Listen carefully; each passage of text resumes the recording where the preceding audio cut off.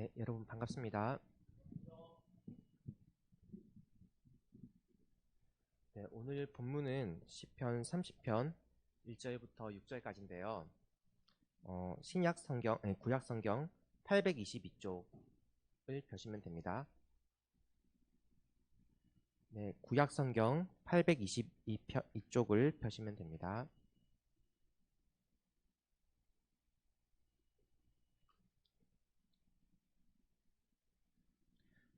네, 제가 한 절을 봉독하면 여러분이 다음 절을 같이 읽어주시면 됩니다. 서로 번갈아 가면서 읽을 거예요. 네, 제가 1절을 읽겠습니다. 여호와여, 내가 주를 높일 것은 주께서 나를 끌어내사 내 원수로 하여금 나로 말미암아 기뻐하지 못하게 하심이니이다.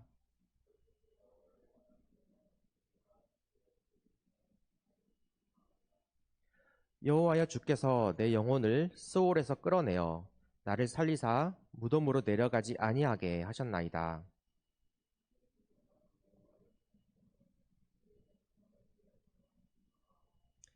그의 노염은 잠깐이요 그의 은총은 평생이로다.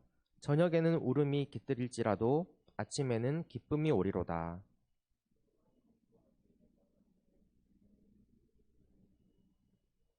네, 아멘. 네, 여러분 한 주 동안도 잘 지내셨나요? 오늘은 추수감사주일인데요. 가을에 풍성한 수확물을 주신 하나님께 감사를 드리는 날이에요. 밭에 씨를 뿌리고 그 씨앗이 열매를 맺기까지 농부들은 수고를 해야 합니다. 곡식을 거두기까지 분명 인간적인 노력이 필요합니다. 하지만 그런 노력만으로는 앞에 있는 이런 곡식과 같은 그런 풍성한 곡식을 얻을 수 있는 것이 아니에요. 큰 태풍이나 가뭄, 홍수가 없어야겠죠. 그리고 따뜻한 날씨와 적당한 햇빛, 빗물이 필요합니다. 이처럼 곡식을 얻기까지는 인간적인 노력도 있어야 합니다. 하지만 무엇보다도 하나님의 은혜가 필요합니다. 세상에 많은 사람들은 좋은 결실이 나오면 착각을 하며 살아가는 경우가 많습니다. 세상에 많은 사람들은 나의 자신의 노력, 자신의 능력 또는 그것을 넘어서서 운이 좋아서 그렇게 좋은 결실을 맺게 됐다고 생각을 합니다. 하지만 우리는 모든 일을 주관하시고 사건 너머에 계시는 모든 일을 계획하시는 여호와 하나님을 바라볼 수 있어야 합니다. 어려운 일이 생겼을 때 우리는 하나님을 의지할 것인지 아니면 나의 힘으로 그 일을 헤쳐나갈 것인지 선택을 해야 하는 순간이 오게 됩니다. 하나님을 의지하고 기도하면 하나님께서 지치지 않는 새로운 힘을 주시고 그 힘든 일을 감당할 수 있는 환경을 만들어 주십니다. 내가 그 일을 감당할 수 있도록 하나님께서 고난 가운데서 나를 이끌어 주시는 것입니다. 반면에 나의 힘으로 극복하고자 할 때는 내가 감당할 수 있는 범위의 문제라면 물론 우리가 해결을 할 수가 있겠지만 그렇지 못한 경우도 많습니다. 왜냐하면 우리의 힘은 유한하고 우리의 능력은 한정되어 있기 때문이에요. 쉬운 문제는 누구나 다 할 수가 있습니다. 누구나 다 쉬운 문제는 해결할 수가 있어요. 그런데 문제는 어려운 문제가 우리에게 다가왔을 때입니다. 만약 우리 앞에 닥친 그 사건이 우리의 능력을 벗어난 것일 때에는 우리는 어떻게 해야 될까요? 그 문제에서 벗어나지 못하고 우리 스스로 문제를 풀고자 한다면 그 문제에 얽매이게 되는 그런 순간이 오게 됩니다. 내가 온전한 기쁨으로 나의 삶을 살아가는 것이 아니라 그 어려운 문제에 얽매여서 나의 삶을 힘들게 무거운 짐을 진 것과 같은 그런 마음으로 살아가게 되는 겁니다. 경제적으로 또는 사회적으로 만약 성공을 한다면 우리가 겪는 그런 고난과 근심으로부터 자유로워질 수가 있을까요? 그렇지 않습니다. 왕이라고 해도 그렇지가 않아요. 예전 시대에는 사회적으로 가장 정점에 있는 사람이 왕이었습니다. 왕은 가장 높은 권력과 부귀를 누렸습니다. 오늘 본문 말씀은 이러한 왕이었던 사람, 다윗이 자신의 노년에 지난날의 인생을 돌아보면서 쓴 시입니다. 다윗 왕은 그동안 자신의 삶을 돌아보면서 자신을 이스라엘 왕으로 택하시고 이끌어주신 하나님께 감사함을 표현합니다. 다윗 왕은 하나님의 도우심으로 이스라엘을 부유하고 강력한 나라로 만들었습니다. 이스라엘 왕국의 가장 위대한 왕 중에 한 명이 바로 다윗 왕입니다. 하지만 다윗 왕은 사실 왕족이 아니었어요. 다윗 왕은 유년 시절에는 사회적으로 지위가 낮은 목동에 불과했습니다. 전적으로 하나님의 도우심으로 왕이 된 거예요. 다윗 왕의 인생을 돌아보면 수없이 많은 위기와 고난의 연속이었습니다. 다윗 왕은 목숨을 걸고 거대한 블레셋 장수 골리앗과 싸워야 했고 사울 왕의 질투로 인해서 매일같이 생명의 위협을 받으며 늘 쫓겨다니는 도망자의 삶을 살아야만 했습니다. 소위 말해서 이스라엘 왕국에서 현상 수배범이 된 거예요. 언제 어느 순간에 사울 왕의 병사들에 의해서 죽임을 당할지 알 수가 없는 불안한 나날을 보내야만 했습니다. 매일매일이 공포의 연속이었을 거예요. 하지만 다윗은 그 힘든 나날들 속에서도 하나님을 바라보았습니다. 눈앞에 블레셋 거인 골리앗을 쓰러뜨릴 때에도 거대하고 무서운 골리앗 장수에게 집중하지 않았습니다. 다윗은 골리앗보다 훨씬 더 위대하고 강하신 하나님을 바라보았습니다. 그리고 그 하나님이 다윗에게 지혜와 새로운 힘을 주셨어요. 모든 이스라엘 민족들이 다 골리앗이 두려워서 무서워서 대적하지 못하고 있을 때 오직 단 한 사람 다윗만이 하나님의 이름으로 맞서 싸웠습니다. 골리앗과의 승리 이후에도 사울 왕의 위협으로 다윗은 야인과 같은 그런 삶을 살아야만 했어요. 하나님을 바라보고 그 힘든 기간을 버텨내야만 했습니다. 그리고 사울 왕이 죽고 마침내 다윗은 왕이 되었어요. 지금까지 말한 내용으로만 보면 이제 왕이 되었으니까 다윗은 그런 편하고 즐거운 삶을 앞으로 계속 살아갈 것이라고 생각하기가 쉽습니다. 하지만 그렇지 않았어요. 오랜 고난 속에서 하나님을 붙들고 이겨냈고 마침내 가장 높은 왕의 자리에까지 올라갔지만 그게 끝이 아니었던 거예요. 왕이 되었어도 다윗에게 위기는 계속해서 찾아옵니다. 왕이 되기 전에는 외부에 있는 적들로 인해서 고통을 받게 돼요. 하지만 왕이 되고 나서는 내부의 적들로 인해서 고통을 받게 됩니다. 왕이 되어 권력을 손에 쥐고 몸과 마음이 편해지니까 다윗 왕은 점차 타락하게 됩니다. 하나님 이외에 다른 생각까지 하게 되는 거예요. 다윗 왕은 부하의 아내와 불륜에 빠져서 용맹한 부하 우리아를 사지로 내몰아서 죽게 만듭니다. 왕이 되고 나서는 그 권력에 취해서 변질이 되어버린 거예요. 다윗 왕의 범죄는 의로우신 하나님과 함께 공존할 수가 없었습니다. 하나님과 함께 동행할 수 없는 그런 나쁜 행동을 저질러 버린 거예요. 하지만 다행스럽게도 다윗 왕은 이후 자신의 잘못을 빨리 깨닫고 하나님께 회개하게 됩니다. 비록 스스로의 욕망으로 위기를 자초했지만 하나님을 바라보며 다시 나 자신의 탐욕이라는 그 위기를 극복을 할 수가 있었어요. 그런데 또 문제가 발생합니다. 이번에는 자신이 사랑하는 가족, 아들인 압살롬에 의해서 배신을 당하게 된 거예요. 왕이라는 권력을 차지하고자 회륜적인 그런 일이 벌어지게 된 거예요. 사랑하는 아들 압살롬에 의해서 생명의 위협을 느끼면서 쫓겨다닐 때 다윗 왕의 그 마음은, 그 고통은 어떠했을까요? 아마 말로 표현할 수가 없는 굉장히 아픈 고통이었을 겁니다.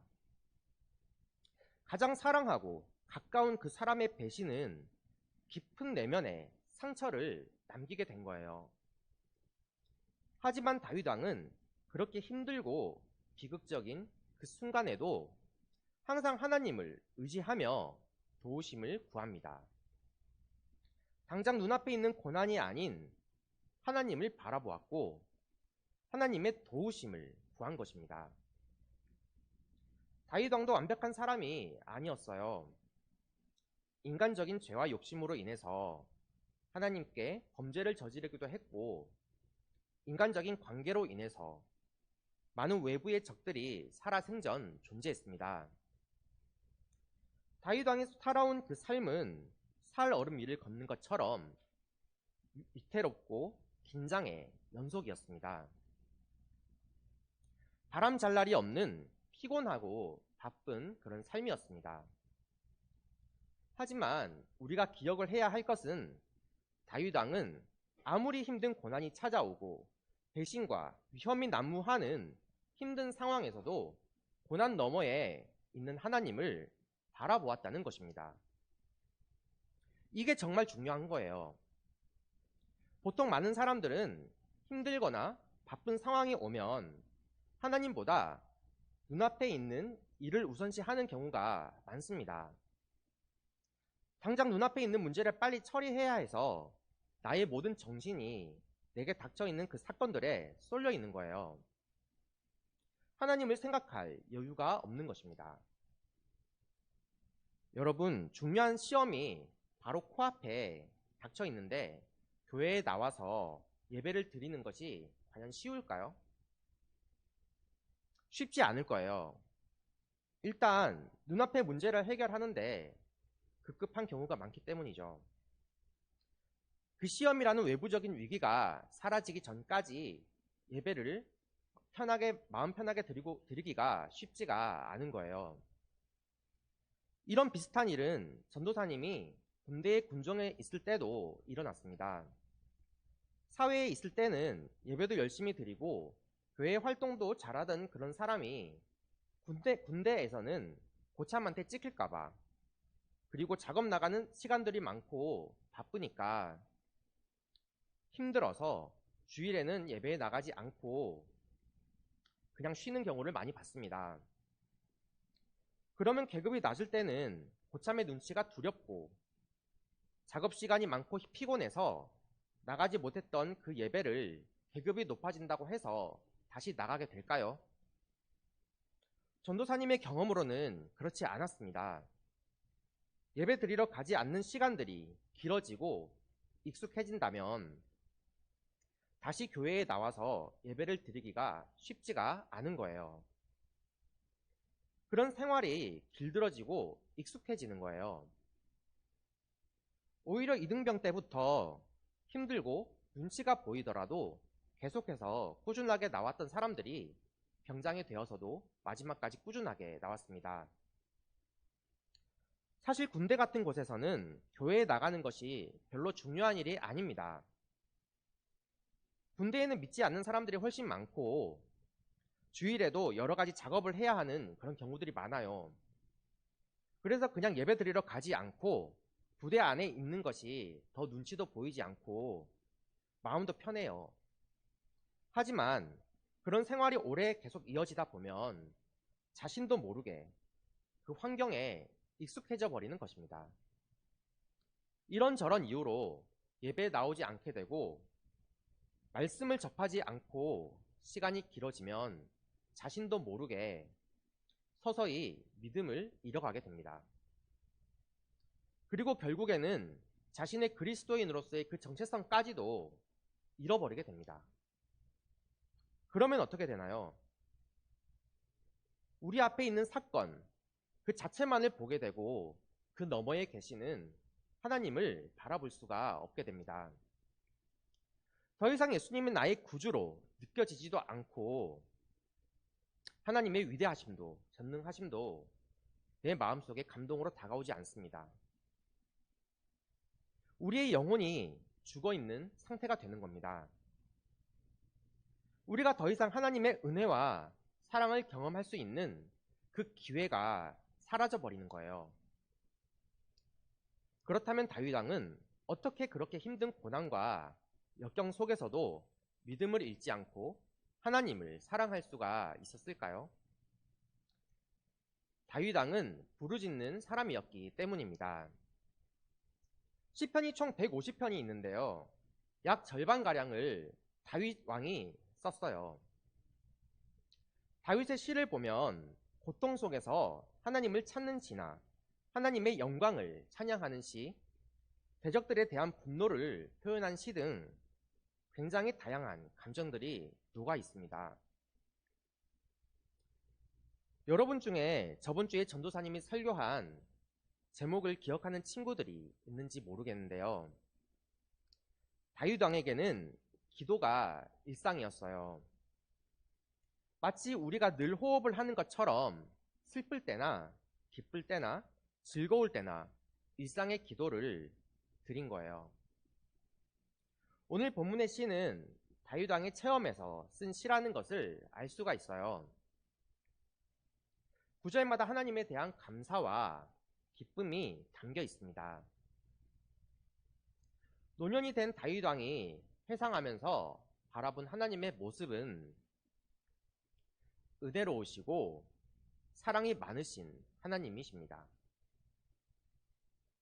우리가 여기서 가정을 하나 해볼게요. 만약에 다윗 왕이 하나님이 아닌 눈앞의 사건과 인물들에 집중하는 사람이었다면 어땠을까요? 일단 블레셋의 거인 골리앗과의 전투에 나서지도 않았을 겁니다. 누가 봐도 다윗과 골리앗은 체급이나 무기, 경험으로도 비교가 되지 않았어요. 골리앗은 오랜 시간을 전투로 다져진 전쟁의 영웅이었습니다. 덩치도 거대했으며 가지고 있는 칼과 방패도 무시무시했어요. 반면에 다윗은 어땠습니까? 골리앗보다 덩치도 훨씬 왜소하고 전쟁 경험도 없었고 변변한 무기나 보호장구도 없이 돌팔매만 들고 나갔습니다. 이건 누가 봐도 결과가 뻔한 그런 전투였죠. 그런데 말도 안 되는 반전이 일어난 거예요. 패배가 뻔해 보이는 이 전투를 승리로 이끈 분은 누구인가요? 다윗 왕의 능력으로 이긴 게 아니죠. 하나님이 이기신 겁니다.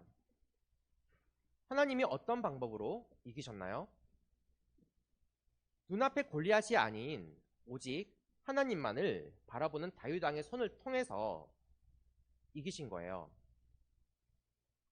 만약 다윗 왕이 골리앗에게 집중했다면 긴장이 돼서 제대로 싸울 수나 있었을까요? 다윗이 왕이 되기 전 사울 왕에게 생명의 위협을 받으며 쫓겨다니던 그 힘든 순간들에도 그가 만약에 자신이 겪고 있는 눈앞에 비참한 현실만을 집중했더라면 다윗이 그 순간들을 버텨낼 수 있었을까요? 다윗 왕은 아예 외국으로 도망가서 이스라엘로 돌아오지 못했거나 아니면 절망감과 우울증으로 하루하루 힘든 나날을 보냈을 겁니다. 왕이 되지 못했을 거예요. 다윗 왕이 살면서 겪었던 여러 사건들은 모두 제각기 다른 원인들로 인해서 발생했습니다. 같은 원인들이 아니에요. 때로는 다윗 왕의 목숨을 앗아갈 수도 있었고 그의 삶을 피폐하게 만들기도 했으며 고통을 안겨주기도 했습니다. 하지만 다윗 왕은 그 여러 가지 사건들에 대해서 항상 일관되고 공통된 대응 방식을 가지고 있었어요. 바로 다윗 왕이 겪는 현재의 고난에 집중을 하는 것이 아니라 그 고난 너머에 계시는 여호와 하나님을 바라보는 것이었죠. 다윗 왕의 개인적인 분노에서 끝나거나 혼자만의 좌절 속에 갇혀 있지 않았습니다. 시편을 보면 다윗은 대적자에 대한 분노와 참기 힘든 고통스러운 순간조차도 모두 하나님께 아뢰었습니다. 그리고 힘든 상황에 있을지라도 하나님께 감사드렸습니다. 하나님은 그런 상황 속에서도 우리의 대응을 역시 보고 계십니다. 나의 힘과 노력으로 풀리지 않는 그런 문제는 하나님께 기도해야 합니다. 기도는 믿음을 가진 사람, 그리스도인의 특권입니다. 아무나 기도를 할 수 있는 게 아니에요. 믿음을 가진 사람만이 하나님께 응답받을 수 있는 그런 믿음의 기도를 드릴 수가 있습니다. 하나님의 영광을 위해서 믿음으로 기도를 한다면 하나님은 그 믿음에 대해서 반드시 응답하십니다. 응답받는 기도를 위해서는 우리의 마음에 하나님에 대한 전적인 신뢰와 믿음이 있어야 합니다.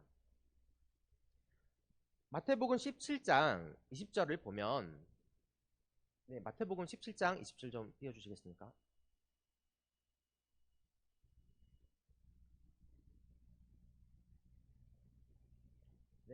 마태복음 17장 20절을 보면 이르시되 너희 믿음이 작은 까닭이니라 진실로 너희에게 이르노니 만일 너희에게 믿음이 겨자씨 한 알만큼만 있어도 이 산을 명하여 여기서 저기로 옮겨지라 하면 옮겨질 것이요 또 너희가 못할 것이 없으리라 라고 나옵니다. 겨자씨는 정말 작은 씨앗인데요. 그런 겨자씨만한 믿음이 있어도 우리가 기도를 한다면 하나님께서 이루어 주실 것이라고 예수님은 말씀하십니다. 다윗은 믿음의 사람이었어요. 자신의 목숨까지 걸어가며 하나님을 신뢰했습니다. 그 결과 다윗의 삶은 어떠했습니까? 하나님은 어떤 고난과 역경으로부터도 다윗 왕을 항상 지켜주셨습니다.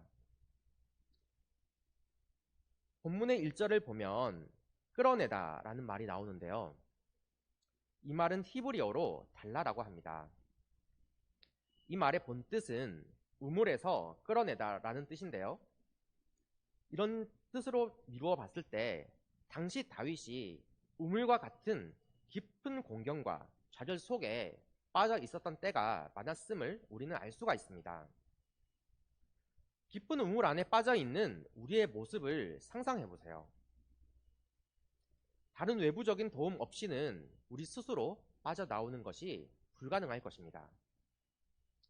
깜깜하고 깊은 우물에 빠져 있는 사람이 스스로 나오는 것이 불가능한 거죠.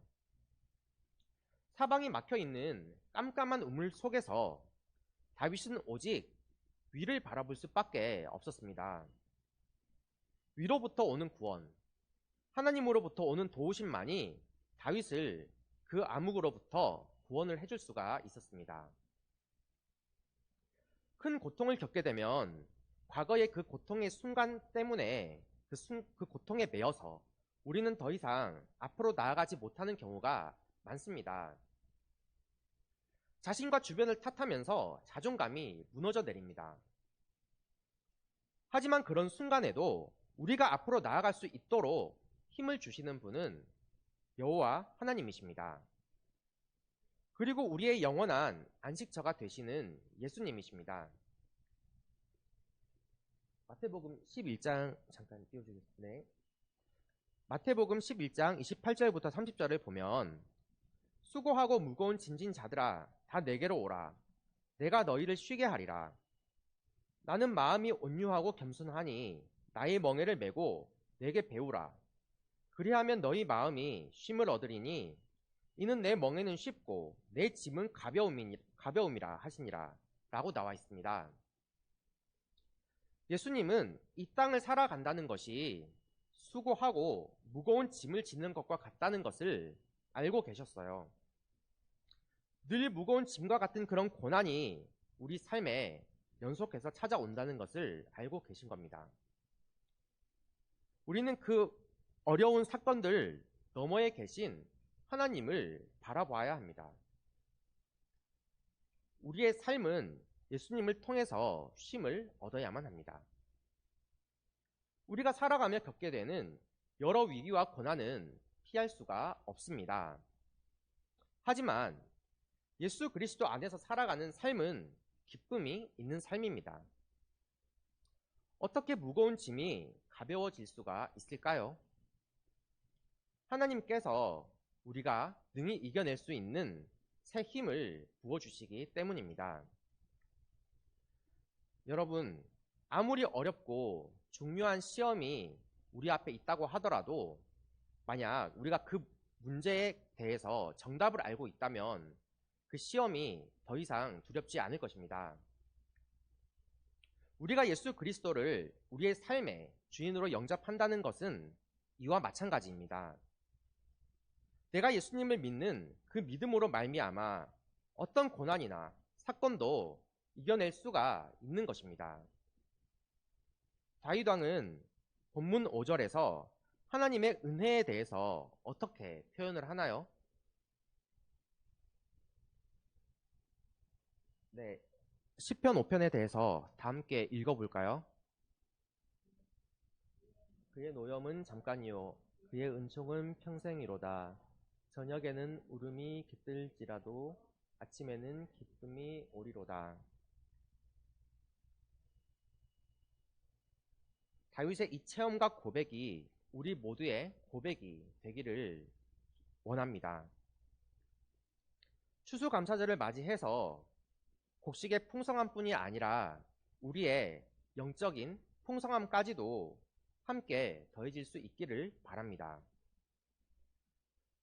예수 그리스도 안에서 문제를 문제 삼지 않고 새로운 기도 제목으로 삼으며 더욱 하나님을 의지하며 나아가는 우리 감정교회 중등부가 되게 해달라고 다 함께 기도하겠습니다.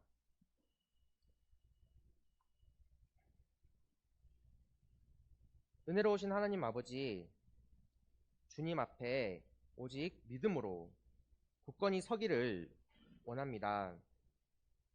힘들고 어려운 상황 속에서도 상황에 압도되는 것이 아니라 항상 고난 너머에 있는 하나님을 바라보며 믿고 의지할 수 있기를 원합니다.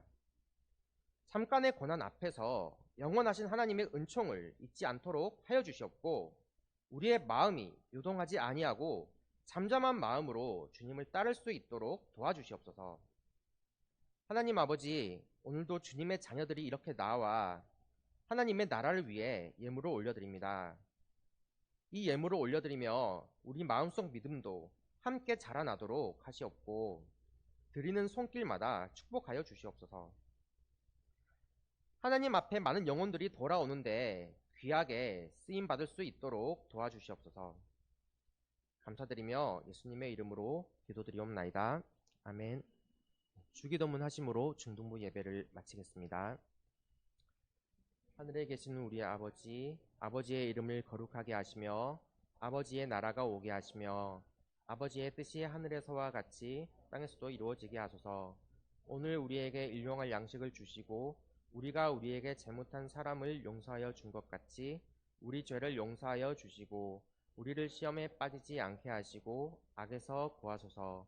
나라와 권능과 영광이 영원히 아버지의 것입니다. 아멘.